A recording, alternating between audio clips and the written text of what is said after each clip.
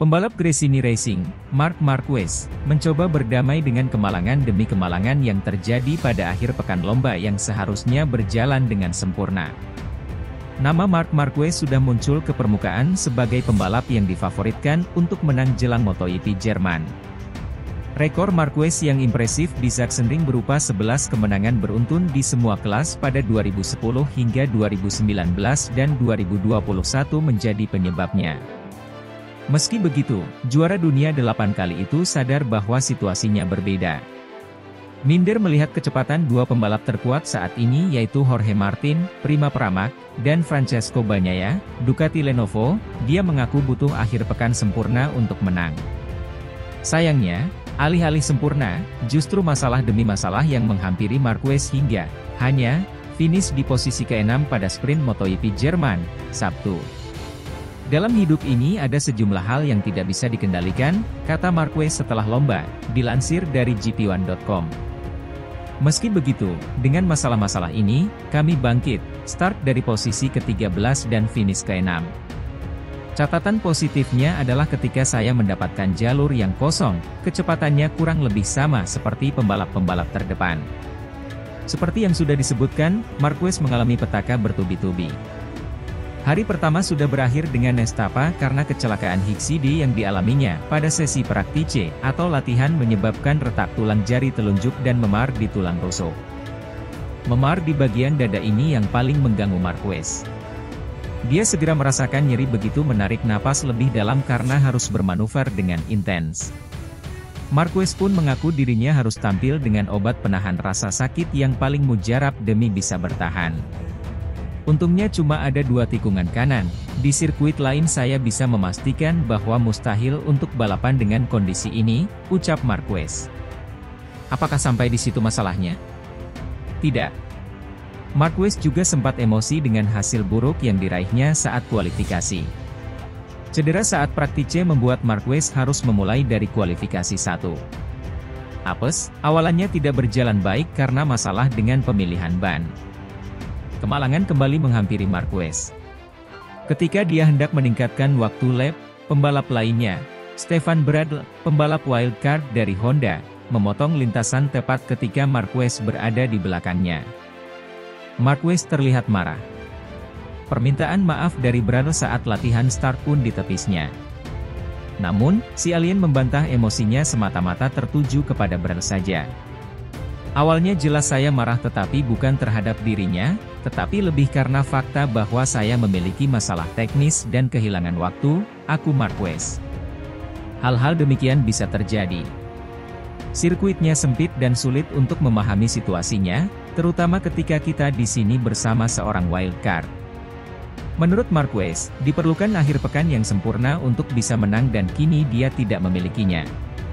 Posisi start yang buruk merugikan Marquez karena dia harus merangsek sejak awal.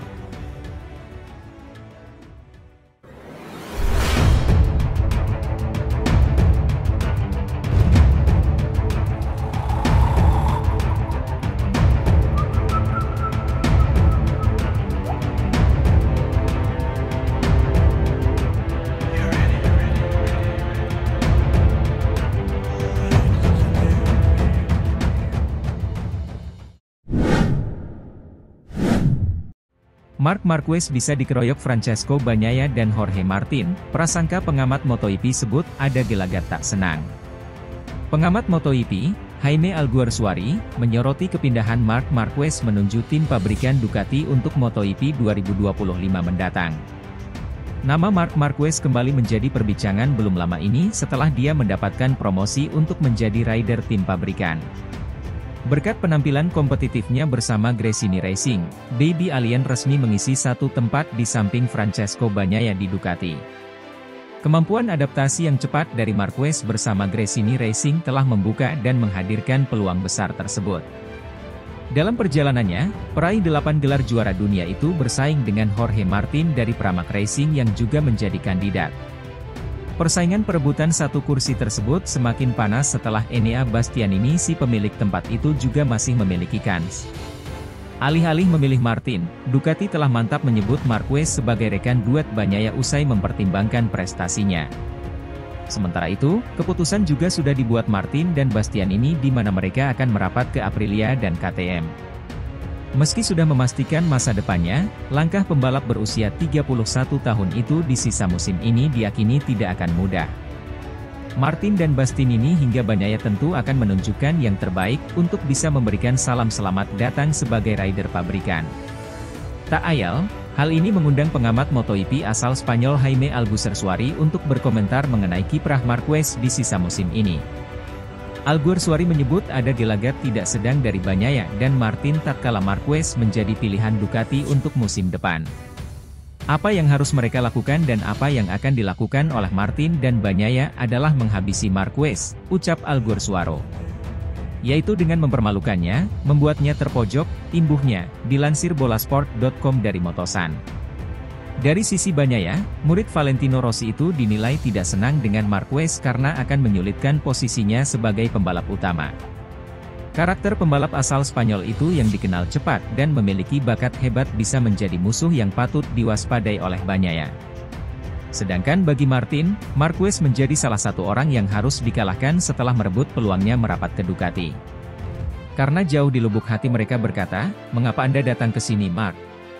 Anda telah menggantikan saya," ucap Alguersuari. "Saya peduli bahwa saya hanya bersaing dengan yang satu ini dan tidak ada yang melihat kami dan Anda tidak ada di sana," imbuhnya.